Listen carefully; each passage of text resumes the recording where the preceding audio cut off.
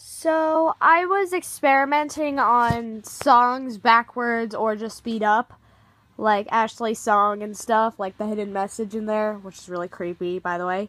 But the most interesting one I found on the internet on YouTube is Waterfall, and when you speed it up, it's really cool.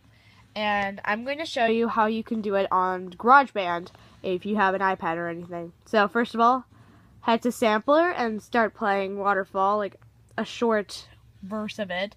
And then head to C4, the C4 key, like right there. And then count these 3 chords and then play this one. Okay, let me see if I can. Oh, hold on. Okay, let's hope this works.